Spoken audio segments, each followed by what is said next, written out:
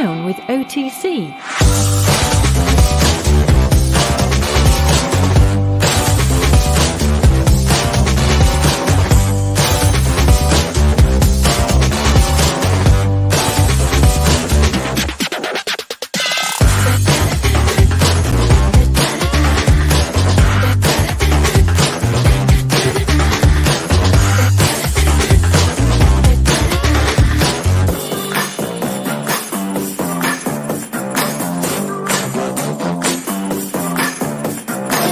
Are you down with OTC?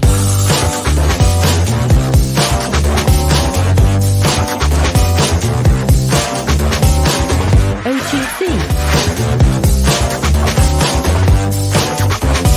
Are you down with OTC?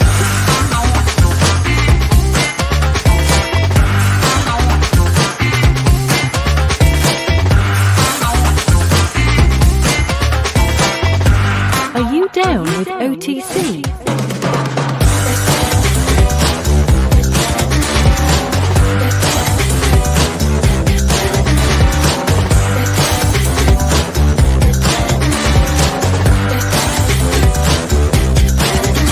OTC. Are you down with OTC?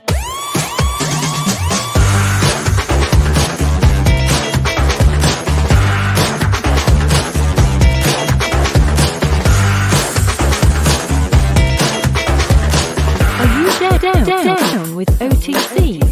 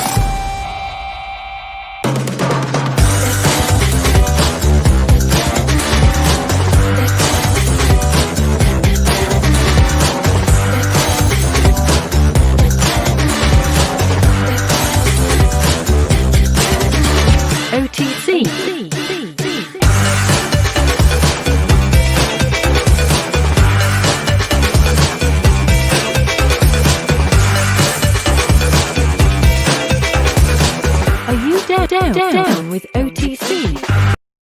Oh, who's down with OTC? What is up, Chip? What's going on? I do a little dance when that's going. I'm like, dancing around. I just love that little thing. And you know what I like the most is that when Mullet sings along in the chat. And then there's always XRP Trust. Why is this long intro? It's not an intro, by the way. If you want a long intro, please wait because that's coming up. But that's not the intro. It's called a timer, and we wait till people come in. And as they come in, then we go live, and then later we go ahead and remove that part for the playback. So it's just a timer for people to get into the room and all that stuff. So anyhow, man, there's so much. Again, every single day there's something going on. We start out with this SEC versus Ripple. Now there's another lawsuit against Ripple. We're going to talk about that today. Saudi Arabia, jumping into RippleNet. There is some comments from the OCC, and there's so much. I don't even know where to start. Congress going after Mnuchin, Grayscale. It just is never ending, and there's so many people here just getting ready to have an amazing workshop conversation. Well, let's do it, guys. Let's create this thing. What do you say we get this puppy started? All right, let's go. Let's hit it. Let's do it. Let's do it right there.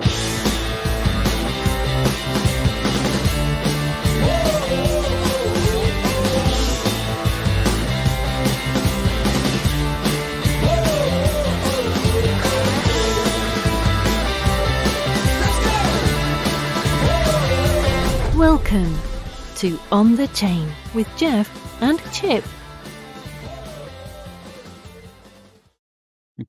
Dude, look at this, man. I can't even get started. Look at this. Look at this. The comments are great. I love that comment. Shahab, I've been saving my dinner the past few nights to eat and watch this, but then I get so into it, it gets cold, and I never finish it. Yikes. I'm thinking it's dinner, not the show. Okay. Well, I think it's the show, Jeff. No, I don't know. I don't know which one it is. I don't know which one it is. It could be one of those two. Who knows, really? That's enough of an intro. Thanks, All right. the Mark. Can we have another intro, please? Be awesome. No, I think we're done with intros for this. But look at Farshad. Farshad popping it up there, man. Popping in. What's up, Farshad? Good to see you. Farshad, good to see you. And he has the little super sticker of the guy flying. You can't see that here. Doesn't translate. I don't see it in the software, but it's got to be really cool. It's a guy flying, which is cool. Yeah. Flying, baby. So, yeah, let's jump in. I mean, there's so many things going on today. I saw so many news stories. I remember like a couple weeks back or a month or so, every once in a while you get a slow news day, nothing happening. But we've seen a lot of exciting things happening. I think we need to drill into some of this stuff, Jeff, because I've seen opinions that are contrary to ours, and that's fine. It's just that we have a different opinion. That's all. Doesn't mean it's good, bad, or anything. It just means that we have a different, kind of idea of what they're meaning there. Yeah. Moto Yoda. Moto. Hello, Moto. Bell and Suds and still not notified. That is a big problem. I always get mad when like there's something that I want to watch live, and by the time, well, one time Jeff got a notification. It was like how old was it, Jeff? It was like 2 days later. 2 or 3 days later. I'm like, hey, look, you're streaming. Yeah, 3 days ago. Okay, thanks. Yeah, 3 days ago. Good to see, man. It's awesome. Good to see. Yeah. Man, 22 cents, and it was 20 cents a second ago. XLM on par on Fiat Leak. It's 20 cents, but that's crazy. XLM. Can I show some before we get this kicked off? I just think people will be interested in seeing this real quick. But it's the Fiat Leak, and when you talk about FOMO and you talk about following the crowd, we are seeing a massive amount of FOMO and following the crowd as it pertains to XLM. If you see the sheer volume of trades that are going on right now with XLM, part of it, people keep talking about XLM now, is the one project. And, I have nothing against XLM. I still have holdings in XLM, which I've had for, a number of years.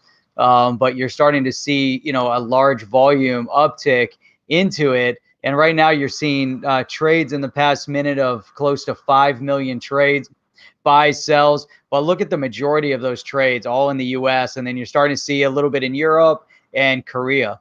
But I thought that's just interesting, that since you brought that up, I thought just bring that little thing up. So. Brought it up. There it is. It's good to see. And I saw some people too. They were saying like, hey, it's what happens if XLM it passes XRP? Hey, that's awesome. It's great. I mean, it's a marketplace. It's huge. Yeah, I'm happy. It's like, look, you want a robust marketplace, and some of the events that happened like over the last couple of days, with Ripple and this whole SEC thing, it's all a little bit ponderous, but I wouldn't get too worked up about it. Yeah, I think. Well, why don't we jump into some positive news first? Yeah, Brian, BC backer, sent him, and he highly recommended the channel. Welcome, Brian. Great to see you here. We appreciate all you guys. We're seeing a lot of BCB supporters and followers that bounced over here. He gave us a nice shout out. Truly appreciate them. Another quick shout out to Metho Nielsen. Metho's also relatively new to On the Chain and has turned into being a great supporter. He took profit today on GBTC in anticipation of election results. And then we've got here we go. We got Farshad with another support here. Our time is here, just waiting to buy some more when it drops to under 15 cents. This is a smart man, Farshad. He's been a supporter for a long time, but I gotta say he's a smart guy, man. He knows what he's talking about. But that's why you always have to weigh everything out yourself. You have to look at it. You gotta, you can't just like Jeff said, following the crowd. Everybody's going one way, you're gonna go the other way. You don't always have to. You gotta sort of check it out. I mean, the problem is that there's so much stuff. You go to crypto Twitter, and it's insane what's going on there. Someone's yelling this thing, and someone else is yelling over here. And it gets to be a little crazy, but I think we look at something. I want to throw this up, Jeff, real quick. Just one more quick one. Holy cow, Rob XRP. Rob XRP with 10 Canadian. Yeah, I just want to thank go ahead. I want to thank Blockchain Backer because thank you so much, man. You really helped our channel out, but you also sent some really smart, critical thinkers over here, and that's because they follow him, and he does some critical thinking, does a lot of the charts, and these are people that are thinking a little bit different than like what everybody else is, and that's okay, and I love it because the critical thinking is good, and we need that, right? That's right. Yeah, and here we got Rob XRP. In regards to the new lawsuit against Ripple, which we're going to cover tonight, this is a very public display of the actual securities that Ripple has sold to investors. It pokes a huge hole in the SEC case, and we're going to get into that. I think, thank you for that comment. That's awesome. So, yeah, go for ahead. Sure. Hey, let's go on. Why don't we go on to something really positive? I like to start out really positive, hit with the bang. And you know what? The funny thing is that it actually is all pretty positive. I mean, maybe Jeff and I are like forever optimists, but let's start off with this one, which is Saudi Arabia's central bank signs a blockchain deal with Ripple. Now, it's kind of weird with all the stuff going on. This is a huge deal, but it's like with all the weird stuff going on, the doom and gloom, the sky is falling type of stuff. Look, I can't get rid of some of this stuff on here, Jeff. It's crazy. So yeah, Saudi Arabia's central bank signed a deal with the US-based Ripple to help banks in the kingdom settle payments using blockchain software as Gulf regulators begin to explore new forms of financial technology. It's pretty awesome, man. That's massive. Yeah, that's really big for the space. Yeah, especially talking about the Kingdom of Saudi Arabia, it's massive. And the thing is, they've been looking at there's been a lot of great things developing in the Middle East, and you started seeing, years ago, a shift happened from obviously very oil-rich countries over there, but they started shifting into tech. I'd say maybe really going back about 20 years, but they really turned on the steam the last 10 years or so. You start seeing this shift into, high-end technology, starting to fund startups, some fintech companies, the next big thing. So we see that this pilot program is the first of its kind to be launched by a central bank, allowing banks in Saudi Arabia to use Ripple software to instantly settle payments in and out of the country. So that's where I think a lot of people focus your energies on what's happening. Now this came out in light of all the fact that SEC v Ripple suit, right, Jeff? I mean, it didn't stop this. This was in development, and it still happened. Yep, exactly. Hey, you know what? That is actually, and the Mark mentioned it, but this was from a couple years ago. Oh, was it really? Yeah. Yep. New news, old news. 2018. Well, the funny thing is I saw somebody tweeting about this. 2018 doesn't matter. It's still big news. Yep. It's still big news because they're still using it. That's the best part. That's what I like about it. But for some reason, I thought I saw something else on there. Well, what are you gonna do? Something did pop up. Yeah, something did pop up recently. Something popped up. I might have grabbed the wrong article, but there is something about that. Let me see. Because you saw it too, right? I did. Yeah. Yep. Maybe I grabbed an old article. There was more in there. Anyhow, all right. We'll move on. Doesn't matter. So much stuff to cover today. Thank you, Mark. It's good keeping us honest, man. That's weird. I thought there was something. Let me see. Yeah, I don't know what happened to it. Just another one while you're doing that. Will Ripple case succeed at the end? That's going to be really interesting as we go through that. And we're trying to dig in and really analyze it as best as we can. We have a ton of stuff to go through because, again, we want to go over, there's another lawsuit that's filed against Ripple, and there's going to be, actually a lot more to dig into. And I think it's fairly revealing when we get into this one. So it might be worthwhile to jump in on that one now, and then we'll dig into some of the other things. Yeah. So this one here had to do with the 20 back in December of 2019. There was a Series C round funding for Ripple for $200 million. It's their total funding is just shy of 300 million, right? So it's about 290 some and change. And so Tetragon Financial Group, the multi-billion-dollar asset manager turned plaintiff, led Ripple's 200 million funding round in December of 2019. Monday night, the UK firm moved to exit its position and sealed the filing in the Delaware Chancery Court. That's because that's where Ripple's, that's where they're based out of, right? They're a Delaware corporation. Just weeks ago, the U.S. Securities and Exchange Commission put Ripple's future in doubt with a blockbuster suit alleging blah blah blah blah. So, if you want, let's dive and unpack this one a little bit, because I also want to talk about Ripple's response to that. Okay. All right. Yeah. I like, looking at, and it's interesting too. We've been talking, over the past couple of days about the timing of everything. Do you believe in coincidences? I believe that there's actions that are all kind of interconnected, some planned, some, reactive. And we're starting to see those kind of events unfolding right now, all stemming with the SEC case against Ripple, and the departure of Clayton, some of the past comments from Clayton, and now you're starting to see a little bit of the unfolding with something like this, with an event like this that is coming out and saying, hey, by the way, we'd like to have our money back. We invested $200 million in a Series C round of investment, and we want that money back because there were some statements that were guaranteeing that investment if certain things happened. And I think that's what we're going to dig into. And if one of those if certain things happen is if XRP was declared to be a security. But this is an investor that actually invested a large amount of money in Ripple, the company, not in XRP, and received shares holding in the company. And so this is something even Brad Garlinghouse had brought up, that Ripple, the company, does have investors. This happens to be one of them. Now they're trying to jump on the bandwagon here a little bit, and I think it's important, like you were saying, to look at the Ripple response to this new latest suit, and even analyzing the new latest suit a little bit, because what's one of their primary claims, Chip? That it's a security. Yep. There you go. And that's where I think a lot of people are losing focus. They're focused around the executives selling XRP. If they sold XRP, there's nothing wrong with the selling of XRP. Where there's a lot of concern is around the fact that they sold an unregistered security. That's where the claim is. But some people are looking at it like, oh my gosh, they're thieves. What are they doing? Meanwhile, it's part of their compensation package.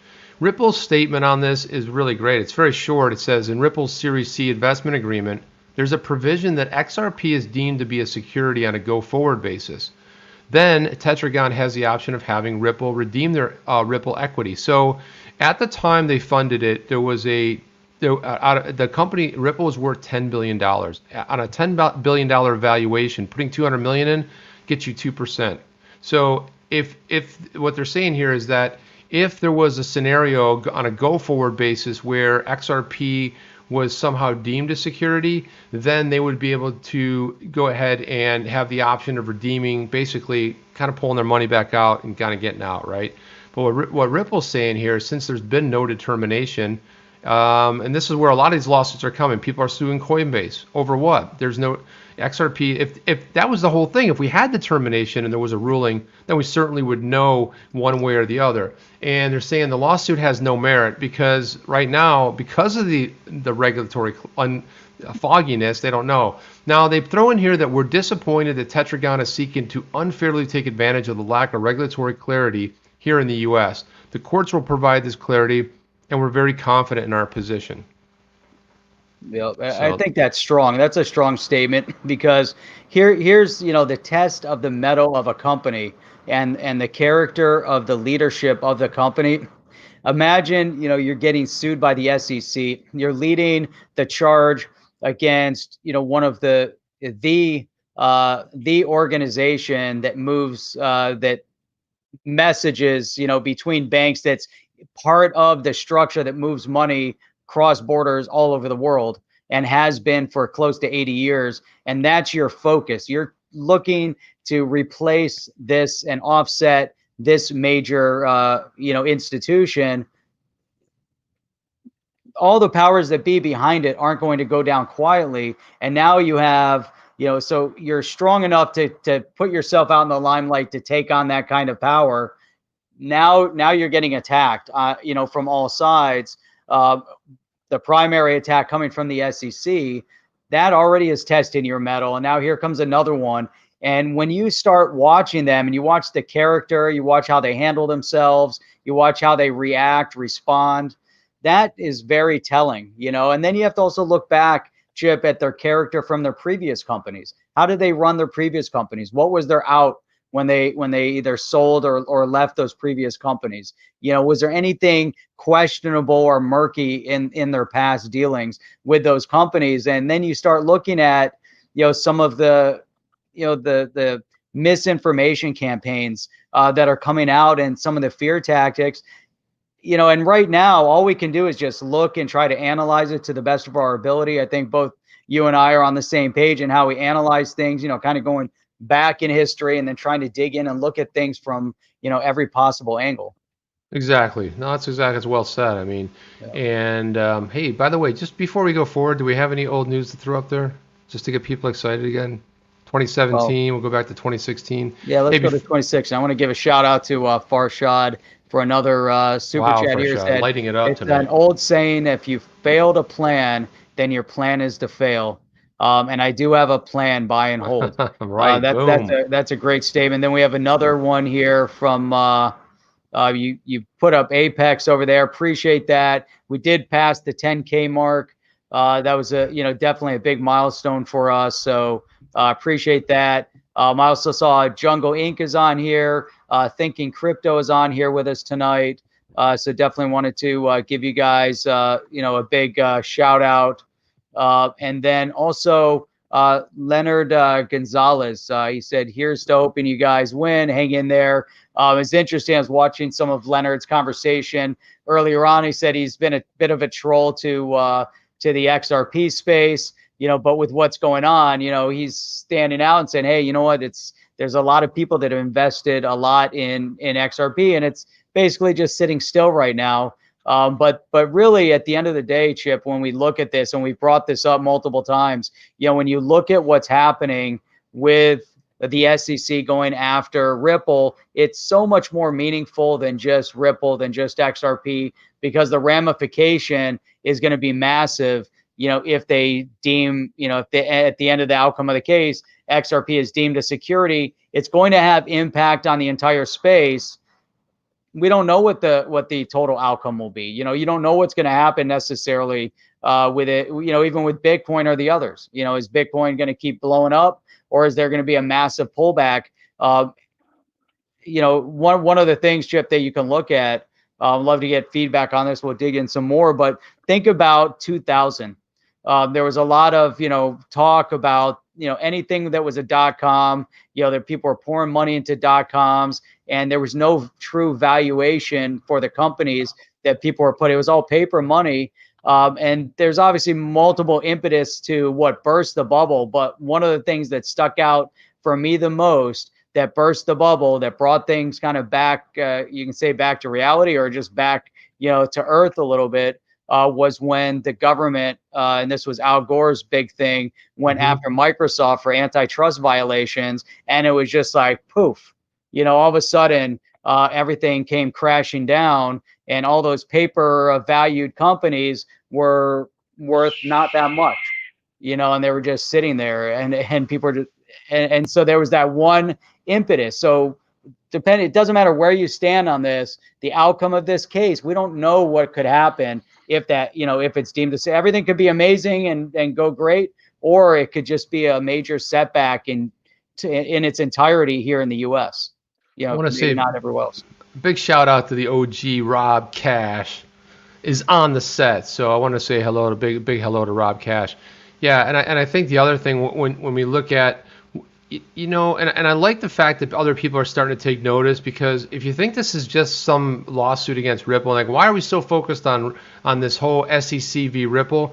Well, because it's really an attack on the whole crypto industry. I mean, you look at the altcoins, the potential that could happen with the altcoins, because if you're going to deem Ethereum it's not a security, and then everything else is potentially a security, right? And so one of the reasons I think that Jeff and I feel so kind of convinced, and again, we also had, John Deaton on the other night. We had him on the roundtable Sunday night. He made a great argument, and something we believe firmly in too. When you're looking at the Howey test, it's okay if you hit one prong, two prong. You have to hit every one of them for it to be deemed a security. Now, granted, there's going to be one or two that they might say, but I've always felt that the way this is going to go, and it almost has to go, is the fact that it would have to be okay, so you guys sold, Garlinghouse, Larson, Ripple sold unregistered securities.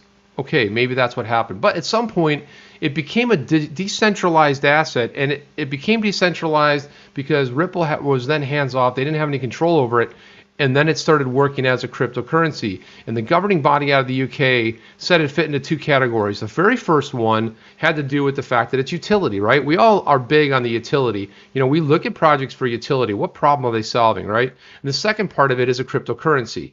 And that's great. You go like, okay, so they had pretty much three categories where it could fit in, and it fit in utility, and it also fit the area of a cryptocurrency. And in the U.S., Jeff, there's no such thing. It's like there's nothing at all. I saw a great video today by David Schwartz, who was pretty prophetic in one of his statements, where he said, look, it's going to be kind of weird 2 years from now when if somebody were to come along and penalize us or whatever, when we've been talking to the regulators every day. Okay, now we're going to go do this. Okay, now we're going to go over here. Now we're going to do this, right? Go ahead and read that one, Jeff. Yep. I think this is a great comment. Jonathan Johnston here says, listen, Chip, listen. I'm listening, man. I was like, right. Listen. You're like, what? Listen. What is it? Listen. Jake Clayton is getting bad flack. Oh, by the way, Coining 203 said, look at your cell phone. By the way. Okay. Jay Clayton is getting bad flack, but he isn't vindictive. This is only, underscore that, only, big caps, for clarity. This is done to set the precedent. And there definitely is a lot, in that comment. I saw that comment here and I said, you know what? You could look at it from that perspective, because one of the things that we've talked about and that we can really hone in on is that in order for the space to move in earnest, and especially with what the Ripple project was and XRP and that in that vein, you need regulatory clarity, and Ripple's been fighting for regulatory clarity in order for there to be massive adoption of the ODL. I believe, in my opinion anyways, that there had to be some sort of regulatory clarity and some understanding of the transaction within the space. This is almost like it had to happen. It had to have it settled in a certain way. And it seems like Ripple is very well prepared for it. So I thought that was a great comment. Before I move on, though, because we got the XRP hodler over here as well. The best duo in YouTube history, or just in YouTube, he traded ETH for more XRP before trading comes to a halt. Good luck to all. I just kind of got caught up in the best duo in YouTube. Appreciate that. Thank you. Well, that YT could mean something else there, Jeff. It could, yeah. It could be, maybe he's talking about ETH and XRP. That could very well be as well. Hey, so I pulled this up. So Coining put this up. Alex sent me this right here, which is cool, which basically shows that Grayscale still holding 45 million. What is it? Let me see here. Let me see if I can drill in a little bit here. XRP. There you go. It's 45 million right there. Nice one. Nice one, Alex. I really appreciate that. So there you go. They're holding 45 million. That's fantastic, man. And so there's another thing that happened. I don't want people to get too concerned about this, but something else happened with the Grayscale too, and a lot of people missed it. First off, what happened was Grayscale removed XRP from their large cap fund. And everyone's like, oh, you see, Grayscale's dumping. They're dumping. Not really. So Grayscale has two funds. They've got their XRP trust, right, which is based around XRP, obviously. And when people thought they were dumping, they were actually acquiring 12 million more XRP. Now, on the flip side of that, their large cap fund, at the end of the year, every quarter they review. So on 12/31, last day of the year, they went ahead and they reviewed again. And one of the things they did was, because of the way the fund is run, and because of that fund, they have a rule set stating that they are not going to they're going to stop trading on XRP. They removed it from the large cap. And what was in the large cap? Well, Bitcoin, which is more than 50%. Then they had, number 2 was Ether. Then 3, they had Bitcoin Cash. I know it's kind of weird. But finally, then they had XRP. They said no other ones qualified. But when Jeff and I went and looked under the hood and we're like, whoa, how big of a thing is this? Well, they only held 1.4% of XRP in this entire large cap fund, and then 1.4% of it, and even like the Bitcoin Cash was even a smaller percentage. Jeff, I don't know if you recall what that was, but that was even a smaller percentage, even still. Yep, exactly. And here's some. I think this is interesting too. Nave Child says here, something I learned in marketing. There's no such thing as bad press. XRP is becoming a focal point. So is Ripple. And I think that's, a big point here is Ripple is getting the publicity, and Ripple's going to get a lot more publicity moving forward. And it doesn't seem like, they're going away either. There's, a lot of information going on in the space, and it's companies go through this. The SEC has come after a lot of companies and they're still here. As the SEC went after Kick had the Kin token. Kick is a social media platform up in Canada. They rolled out the Kin token as a mode of allowing people on the platform to get bonuses or a trade or a buy, whatever the objective was with Kin. And they brought him in and it looked like it was a big money raise. And they said, hey, you know what? This looks like it meets the Howey test. And by the way, we're going to label it a security. They brought him through the case. And guess what? Kick got a $5 million fine. And Kick is still here. And for the next 3 years, if Kick decides that they're going to sell more of their digital asset, they have to let the SEC know for a 3-year period. What happens after that 3-year period? I'm not sure.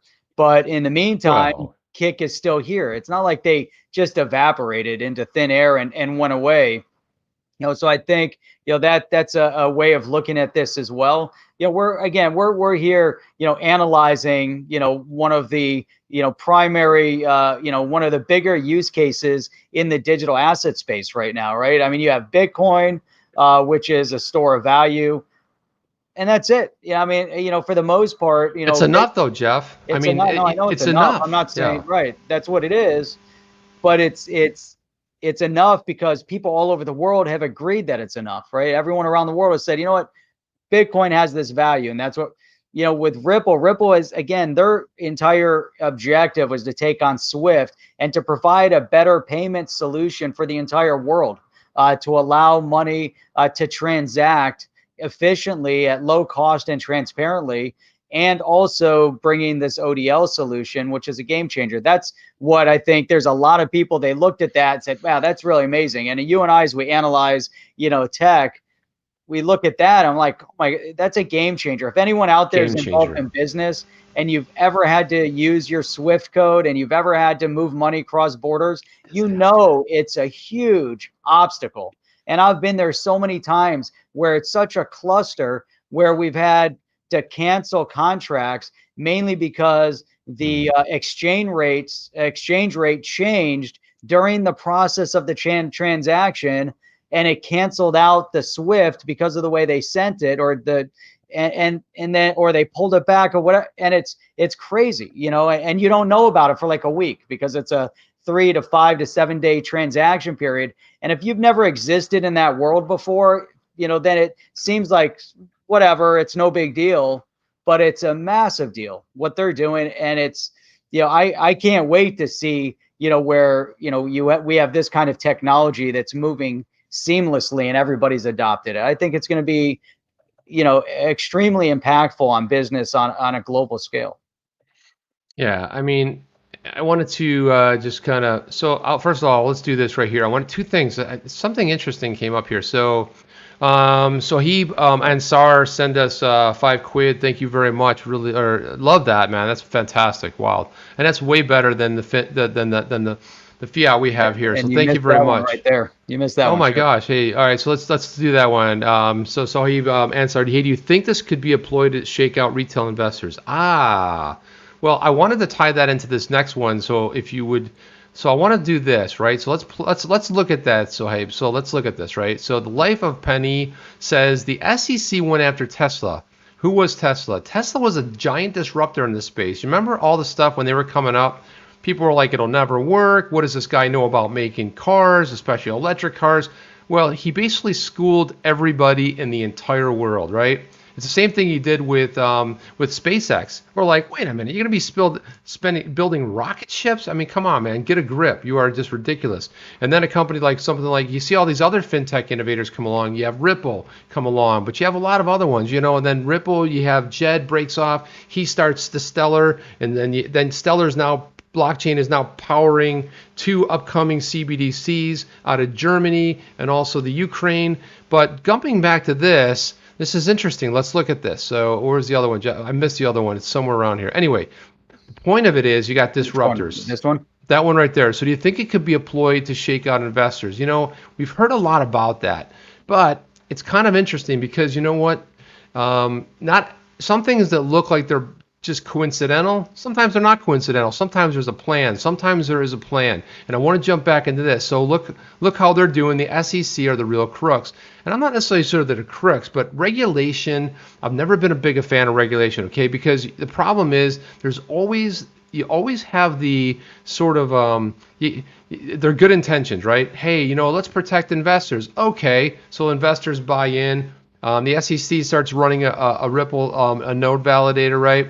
And everyone's like, oh, I guess that's sort of a tacit endorsement. I don't know. And then well, Ripple's been yelling for some kind of regulatory clarity. They've been talking to regulators. They got fined $700,000 by FinCEN from 2015 to 2020. They've been opening their books. They've been talking with the regulators. So there's something to be said here about the fact is when you have something called SWIFT. And SWIFT was founded in the U.S. in 1974. So let's follow this along. Just kind of a hypothetical, Jeff. Here they come. And what can SWIFT do, Jeff? What's SWIFT's claim to fame as far as control is concerned? They're horrible. No, that too. But I mean, no, they're horrible. Yeah, we know that. Yeah, I mean, the primary purpose of SWIFT is that they put together a messaging solution, which is a common language. Yeah. That banks utilize in order to communicate with one another. Prior to SWIFT, it was very difficult for banks to communicate, and the process took even longer. So if you think back in 1974, there wasn't really the computer network that we have today, the internet and all those other great things, right? That's true. And so they had to have some sort of a common language that they could easily say, okay, so-and-so is moving X from their bank account, they're moving it to here, and here's the process. Still needing another solution for full settlement. Hence, you had the Nostro Vostro accounts, so that became very important. And this is a good comment because read it right there. Mark Phillips nailed it. I think this is, really, the primary, point right there with Mark. SWIFT is a main tool the U.S. uses to weaponize money. I think it's a tool to weaponize money. I think there are other modes, but in this scenario, and what Mark is really referencing is sanctions. When we have sanctions against a country, let's say Iran, we put sanctions on Iran. The U.S. then goes to the world, by what's typically a group of nations that will place the sanctions on a bad actor, and then they're going to say, okay, we're putting sanctions. That means no more transaction of funds between your bank and their bank. And the only way to stop that is basically to then go to SWIFT, like Mark's talking about, and say, hey, by the way, SWIFT, we have sanctions on this country, so you're no longer going to allow their communication. Yeah, right? I saw a really good comment in here too, but sometimes it goes yeah, so this is it right here. So Mark, and Mark's been on our roundtable, I think at least twice, maybe 3 times. The U.S. will not move away from SWIFT until there's another way to impose and enforce sanctions, and that's absolutely right. So this is why I think I've asserted the fact that we have CBDCs, the central bank digital currencies. When you get one group that emerges, like the fintechs come up and then they start, this thing happens so fast. We're 11 years into this experiment, and Bitcoin's the one that kicked it all off, the Satoshi Nakamoto white paper. And here we are, all of a sudden there's use cases, solving problems. We have a DeFi space, we got smart contracts. Then we have, Flare with the Spark token and how that's going to be interoperable with with Ether or Ethereum, I should say. It's just that it's amazing where we've gone with this whole thing, Jeff. I mean, it just came out of nowhere, and now all of a sudden these companies are getting powerful. Ripple's a $10 billion company. It could easily be a 20 or $100 billion company, and all of a sudden it's very powerful. And Mark's making a really good statement here that the U.S. When you look at the government agency, when you're able to transmit money and move money, if a company is, and this is the thing, a question I'll put to you, Jeff. If a company is based in the U.S., and let's suppose that maybe the U.S. government adopts part of like Ripple's technology or a piece of it, would the U.S. be able to shut that down? And then what Mark's saying is, would there be a way to enforce or impose any type of sanctions? Of course, I believe there is. So, if RippleNet is functioning and operating in the U.S., they've coded it. It's a banking solution. So as a banking solution, I believe that there's definitely a mechanism in place. If the government came to Ripple and said, "Hey, by the way, we have sanctions on this country," when we do our third-party audit of your software here, we better not see any transactions going to those entities. So RippleNet isn't decentralized. RippleNet is a centralized software that's controlled by Ripple. So therefore, they have the ultimate control over it, I believe. I haven't seen it in person, but I just have to make that analysis of it just based on what we already know. It's really interesting. So, and then Todd, I'll screw this up. Ty Kendall, I believe I said that right. I don't know, maybe not. It says out of the 8 or 9 billion the SEC's collected in fines, 600 million made it back to those entities that were damaged or harmed. Sounds like they are looking out for the little guy and gal. So I guess what you're saying is a lot of that ended up getting returned. That's good. I'd like to see some stats on that. So you have something on that, Todd? Drop a link or whatever. It's always good to see some stats on that. Hey, here's another one. Kind of filtering into this conversation, everything I was talking about Stellar, XLM. Stellar has a solution which you brought up, CBDCs. Ukraine is building their CBDC off of the Stellar, organization's solution, their software, the Stellar Foundation, I should say, using that software, which really has nothing to do with XLM, but it is a solution that allows for exactly what they're building. It's, does it hurt XRP by any chance? I always looked at, XRP as, being part of the solution, the XRP ledger, and the XRP is part of more of a financial institution, digital asset, for bigger movement of funds. And then I always look at XLM just based on the use case of the bigger entities that are utilizing, so if you have Ripple, their primary focus, big institution, the Stellar Foundation, and the idea of the XLM to allow for smaller micropayments and the movement of foreign workers. So it makes sense also that the Stellar Foundation is involved in the development of a CBDC, because at the end of the day, what is a CBDC? What is the currency? It's to move money between individuals in the local population, and also to transact smaller numbers.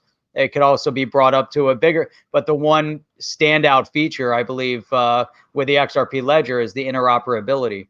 And we've seen others, that are going to be taking advantage of it. What do you think? Yeah, I think that's true, but I think too, the reason the Stellar Foundation is set up a little bit differently, where there's really not any ownership in it. It's from what I can tell, and Ripple is a for-profit enterprise, right? And it's a centralized company that really its software that they build and utilize relies on a decentralized asset. So the blockchain they're going to be using, and the fact, and this is funny, they've been experimenting with this for a long time, at least a little over a year, as far as using their blockchain. But just because they're using the blockchain doesn't mean they're going to be using the digital asset XLM. right? Yep. So again, but what I like to see, and you can say, well, a lot of people look at them as like conflicting. I look at it as great for the ecosystem. You got somebody who's using XLM. It's almost like the brother and sister sort of a relationship between Ripple and Stellar. But it's fantastic that they're going to go ahead and use that blockchain. And what that says is that Ukraine said, hey, let's build a blockchain. And they're like, well, why would we do that? This is something Brian Brooks has brought up, the comptroller of the OCC, who, by the way, is getting sued by, I think, 6 or 8 states. That's a whole other thing we should go into. But we'll get into that as well. But I think there's a when it comes to the whole the Stellar thing. I mean, look, you can pick your favorite horse in the race, but when the what is it called? Rising tide floats all boats. That's pretty much how it is, Jeff. And I wanted to bring this up. Hopefully, this will play. Let me see if you tell me if you hear. I'm going to play a little bit of this. Tell me if you hear audio. It's very hard to decide. Okay, so this is something I was talking about earlier. I didn't actually think I had this, but I did have it saved. So in 2019, David Schwartz, Joel Katz predicted exactly what the SEC enforcement ended up doing. So let's just rewind this here and let's listen together. Let me see if I can do that. It's very hard to decide how the laws apply. And that's why I think you'll see many organizations, Ripple and many others, Coin Center is another, lobbying regulators, not so much to change the law, but to clarify it, like to tell us what it is that we need to do so that someone doesn't come down 2 years later and say, hey, what you were doing completely in the open and completely transparently for the last 4 years was illegal from day one, and you should have known that.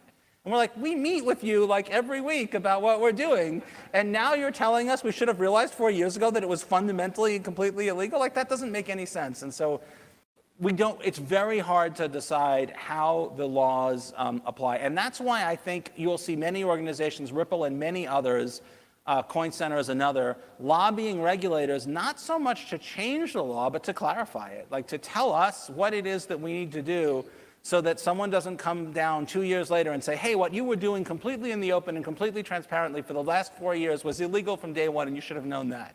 And we're like, we meet with you like... Okay, so it's interesting because you think about that. So I wanted to give a big shout out to, let me see, who is this? Let me go back to this here. So this is Oscar Arneson. I wanted to say a big shout out because I saw this today, how prophetic. It really is prophetic. I mean, well, he said 2 years from now. He's close. I mean, but in 2019, it's kind of an interesting sort of a, I don't even know what the word is, but I mean, Jeff, what do you think about this? You hear this. It's almost like he took a little jettison back from the future. And maybe he did. Maybe he's got the exclusive rights to the time machine that we're all looking for. Can't wait to do that. Build my time machine. But here's the point with that. These guys are actively involved in the space, talking to the regulators. They keep asking them. They keep going to Congress. They're going to all the powers that be to say, hey, we need regulation. We need some clarity here. They might get some rumblings of what's going on. How did he, figure it out for, a 2 year period and say, hey, 2 years from now, but maybe they had some inkling, I don't know, Well, when it's kind of weird, Jeff, because when it comes to XRP, I'm not 100% sure, but I think it's magic. Yeah, anyway. There you go. It's all magic. Here's one, this is something that we've tried to, dig through as well. And that's interesting to continue on, later as in topic. But he has a question: if XRP is deemed a security, and we have to look at that side of the token as well, because if it does end up being a security, then what happens? And we try to analyze that from multiple angles. But Ripple will need to pay a fine. Yes. Either way, Ripple might end up paying a fine, one way or the other.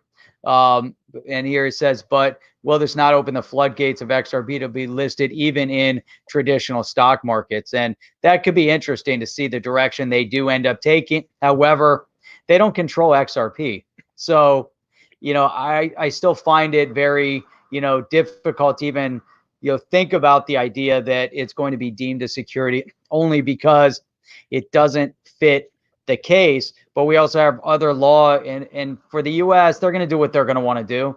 And now when it goes in front of a judge or gets settled, it's going to be settled or decided the way they want to decide it. But if you go to precedent globally, in Japan, it's not a security. In the UK, not a security. You can go down the list.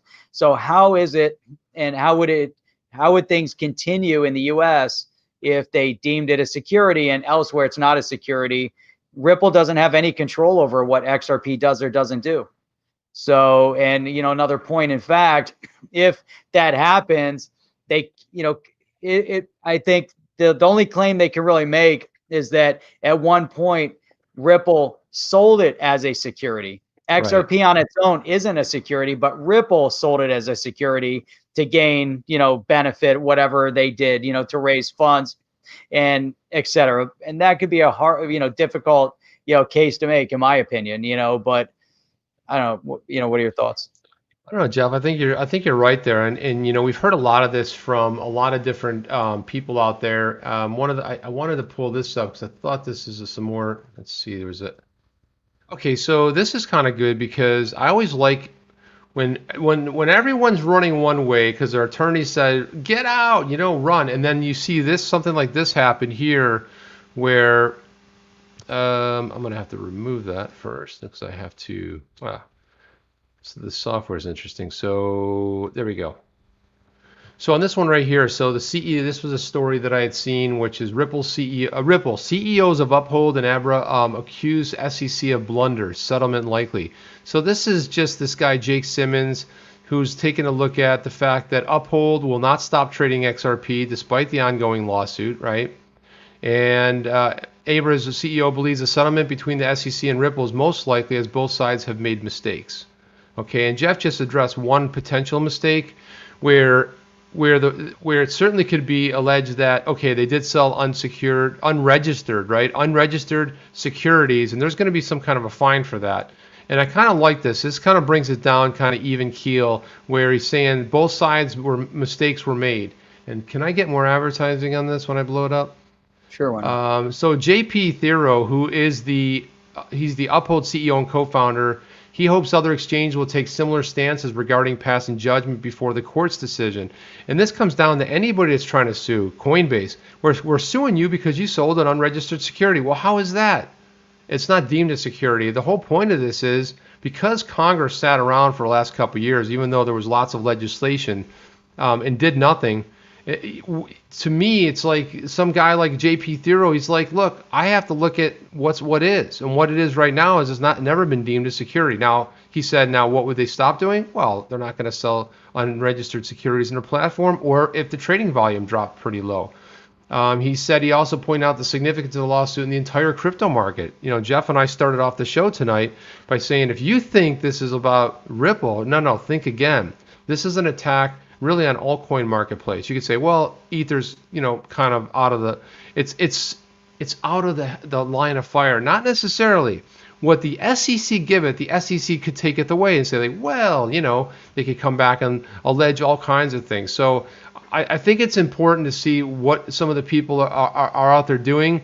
Even though the crypto app Abra is among one of the most platforms that decided to delist XRP, CEO Bill Barrett said that he expressed his support for Ripple. He believes the SEC and Ripple made mistakes, which is the mostly outcome of the dispute, and that the district judge will force both parties to settle. Now, that's always another thing, too. The problem I have with the SEC side is they waited 8 years, right? That's just crazy to me. Now you can have something that starts out as a security sale. Jeff, sounds familiar. I think you just said that.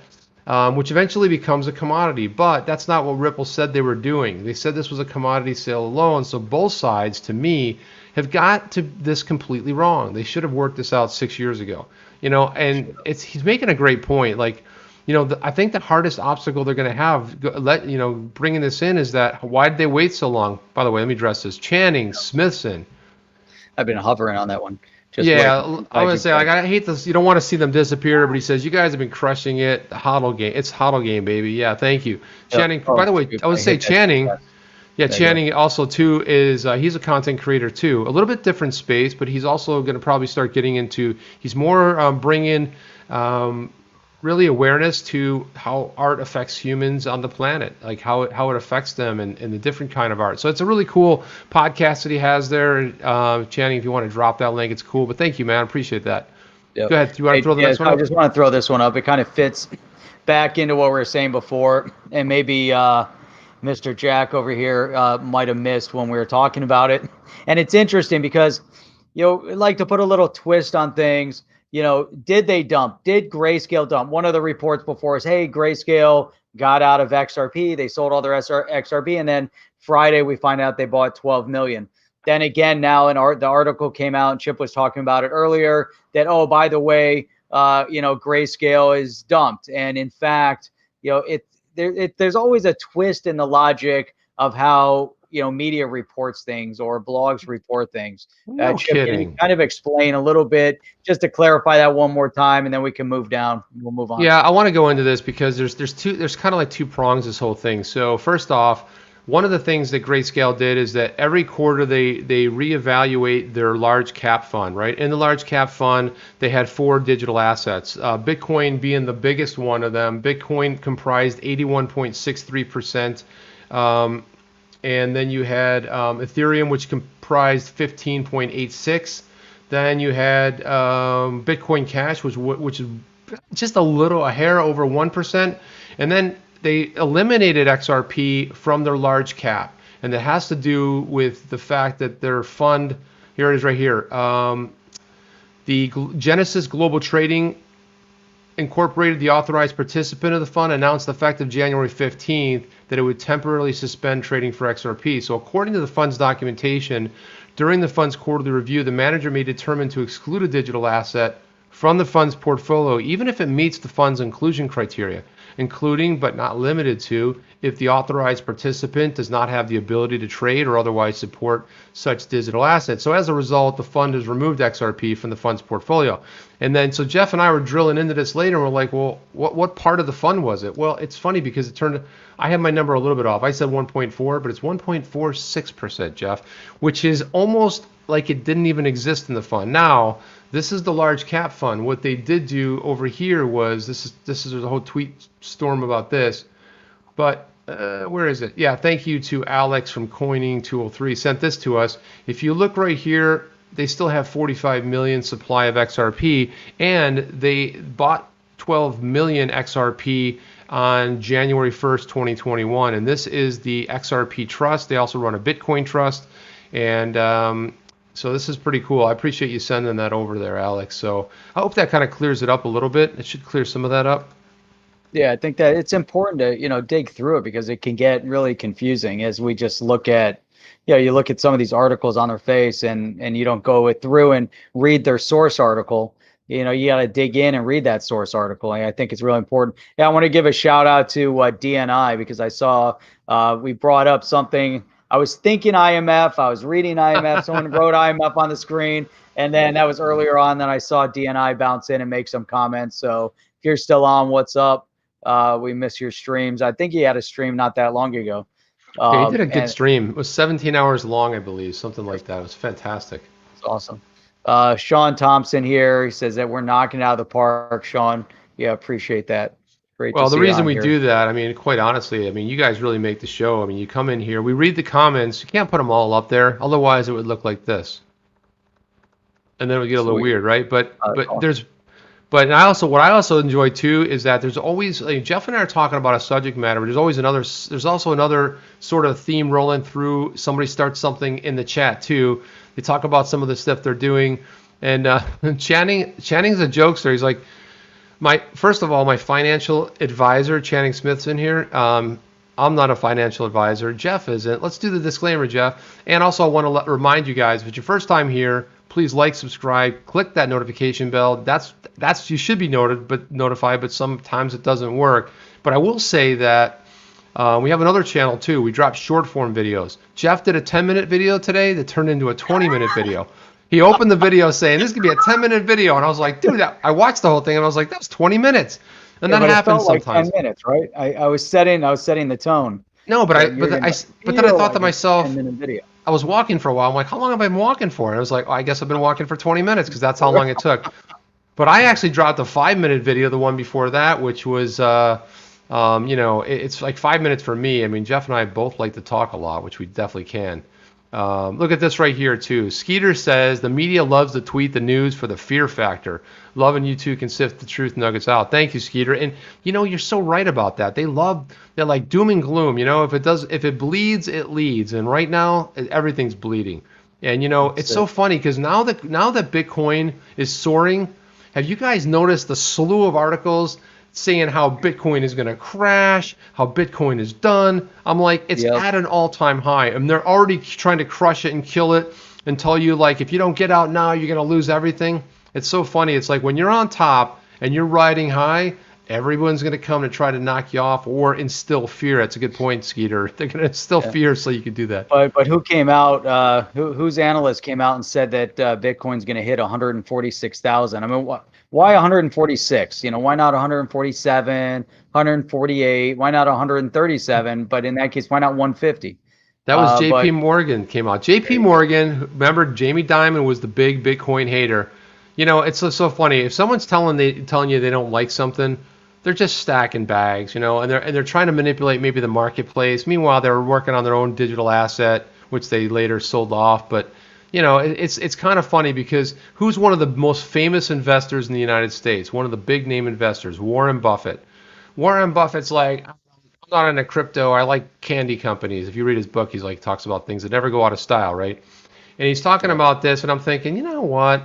Okay, maybe you're personally not buying it, but one of your companies is leveraging the technology. It's kind of like around, I liken that to the time around the internet. It's like, oh, the internet. No, we're not on the internet. I don't like the internet. I like the phone. I like meeting people in person. I would never do banking on the internet, and meanwhile, he's accumulating banks and tech companies. So, until that gets regulated, who knows? You know what, Apex, that is spot on right there. Jeff couldn't make it time. He actually made a 7-minute video, but I think that's because his internet fell out or something. I don't know. That's right. Yeah, the fastest video ever made. I was like, damn. Something happened to his internet, I don't know what happened to it. What's going on over here? Just gone. Yeah, that'll happen. That'll happen sometimes, It's like, one other thing I wanted to open up as a topic that we didn't get a chance to talk about that I'd like to kind of like storyboard a little bit. Has to do with this new FinCEN thing. I think this is incredible. Jerry Brito, he's the guy who's responsible. He runs CoinCenter. It's funny because CoinCenter is like a lobbying group, like they're in DC. But it was funny, and David Schwartz actually brought up CoinCenter on that video that I played. But if you look at this, he did a tweet thread saying, "I'm happy to report that a bipartisan group members of Congress." And this happened at the end of the year. But I think it's worth mentioning because 2 weeks prior to this, Steve Mnuchin, the Treasury Secretary, he put out he said, okay, normally you have 90 days where a company can respond to new regulation and kind of get some feedback. So FinCEN wanted to go ahead and change how you custody wallets and the reporting that exchanges have to make, a $3,000 limit. If you owe $10,000 overseas, you got to report it or you move it, right? So he put this out. He said it's great to see a diverse group, and he's named some of the people like Tulsi from Hawaii. You got Darren Soto out of Florida. You've got Warren Davidson out of Ohio, right? Tom Emmer. Some of the people we always talk about, and what they wanted. Players in the space. Yeah, some players in the space. You talk about, moving that instead of 50, and they drop it right before the holidays where no one's paying attention. Like, I know, instead of normal 60 or 90 days. So the idea was to extend it. They're hoping the secretary will extend the comment period, and I don't know if they did or not. But there you go. Then you had Tom Cotton who jumped in there, put his name in there. Some really, what are they signing with their left, like their other hand, their dominant and non-dominant hand there? So I thought that was pretty. Signatures. I'll go back. Let's see those signatures. It's rough, isn't it, Jeff? It's like there's. Yeah. I wrote better than that in 3rd grade, man. Look at this stuff. Even that Susan actually has a little bit of a nice scribble there. Well, Tulsi Gabbard looks like her personality. That looks like who she is. Yeah. But, like a lot of this stuff, I think they made them write with their. They put the pen in their mouth like this, and they're like, "No hands, right." Well, I think out of all of them, I think Bill Foster practiced that one multiple times. Well, Jeff, I didn't know you were a handwriting analyst, but this is now news to everybody. Jeff wants to analyze the handwriting. Well, Warren Davidson has like a weird sort of a shaky thing going on here. Leans a little bit to the. Got a little anger right there. Isn't that weird how that leans right there, Warren Davidson? Yeah. Ted Budd's kind of. At least you can read their name. If you look at my signature, even if I printed my name, you wouldn't be able to read it. Well, when I write my name, I like to just scribble it because there's no official checker. It's like, wait a minute. Well, there is if you're voting, right? They're supposed to analyze the signature. I just put a giant X, and what are they going to do? I mean, who even signs for anything anymore? It's like everything's digital. So. That's right. Yeah. But anyway, look, I mean, given everything that's happening, one of the things we've been doing is trying to cover the news. You guys can always tweet stuff at us too if you want to tweet stuff at us. I'll go ahead and pull up our. Or if you guys aren't following us on Twitter, please follow us. We'll list our personal ones in there as well. But sometimes if you guys see a good news story, you can always DM us because you know what, we can't. Some of the best stuff we find isn't stuff we find; it's stuff that you guys find. And hey Chip, I want to leave with one thing tonight, and that's that was a letter that was written and submitted yesterday from the OCC, directly from the Office of the Comptroller of the Currency, and Let's do that. It was posted. And this one is, I think it's an important place to leave off for the space, overall. Let me see if I can find it. Let me see if I can pull it up, if it's going to be available as a tab here. Here we go. Look at that. So, so this one. Can you zoom it a little bit? There you go. Plus right there. Yeah, mouse over it. Put your cursor. Put your cursor over it. It's on the side. There you go. There you go. I know. I just use that. It's easier. Sweet. All right. So here you've got OCC Chief's Counsel's interpretation on National Bank and Federal Savings Association authority to use independent node verification networks and stablecoins for payment activities. So, I think, as we start seeing the direction right off the bat here, this letter addresses the legal permissibility of certain payment-related activities that involve the use of new technologies, including the use of independent node verification networks, and in this case, INVNs, and stablecoins to engage in and facilitate payment activities. So you have national banks and federal savings associations, which they're now going to refer to as banks in this letter, may use new technologies, including INVNs and related stablecoins, to perform bank permissible functions such as payment activities. So it looks like, as they're looking through this, the OCC, and obviously they get into kind of explaining what a stablecoin is. They have to get into that, and it's so interesting, to consider that the OCC is looking at this space and saying, hey, we recognize the fact that stablecoins are here to stay, but they're also giving giving some permission for this functionality. And right now, the primary source of the stablecoin is pretty much from private institution. But I think this opens up a whole new conversation that we could cover down the road. We don't have to cover it tonight because we're already running into time. But I think it's an interesting culmination, again, primarily because of the timing of everything, right? We had this timing with the SEC versus Ripple, Jay Clayton's exit from the SEC, Brian Brooks taking over at the OCC, now statements from the OCC about the stable coins and these node networks, and we're seeing more and more. So on one side, you have the positives, just what we're looking at now with Darren Soto and Warren Davidson and Tom Emmer and this group of congressional representatives that are very pro crypto. So now you have Brian Brooks pro crypto, OCC pro cryptocurrency digital asset. We're starting to see this movement, yet there's still some antagonists, and we don't know really where Jay Clayton fit into this picture. Was this like his last thing to say, hey, I'll show them, I'm gonna throw it out there, and this is gonna be my last act, and now digital assets are gonna get regulation and clarity? Or did he say, hey, this is my last act before I leave, I'm gonna try to destroy the space? I don't know, but we do know that there are actors out there like Rashida Tlaib, Congresswoman out of Michigan, who tried to put a bill on the table that would actually put all stable coins and the jurisdiction of those stable coins under having to have banking license and under the jurisdiction of banks 100%, which would kill the technology. So I just thought that was kind of interesting with all the things we're talking about and the direction that things are moving in. Would be a nice thing for people to think about as we wrap up, and then tomorrow when we do another live stream, maybe we can dig into it a little bit. Yeah, it's a good point. But Elad Roisman, who is now who is the acting SEC chair, is very pro crypto. So there might be a change of heart inside the SEC where they go settle this thing. But I don't know. I think it's going to turn out that Jay Clayton did everybody a favor in the entire crypto space. We'll have to wait and see. Thank you, Connie. If you neglected to do so before you exit and chat the stream, please hit the thumbs up, subscribe, click that notification bell. Appreciate it. Thank you. A butterfly and fun music. So anyway, I want to thank you all for being here. Listen, we'll do it again tomorrow night. Bring your Friday attitude tomorrow. I always like if I tell someone to bring their Friday attitude, they know exactly what I'm talking about.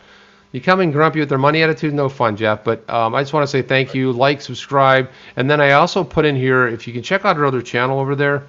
There's another channel right there. It's simply called On the Chain. This is live because we do live streams, but we do shorter form on the other one. So sub over there. I think we just crossed 6,000 on that channel. Thank you, everybody. We just crossed 10,000. We're heading, trending towards 11. So thank you.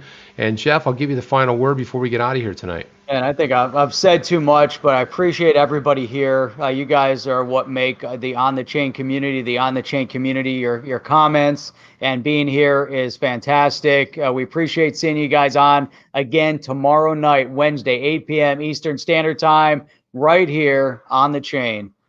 Let's get out of here. Let's do it.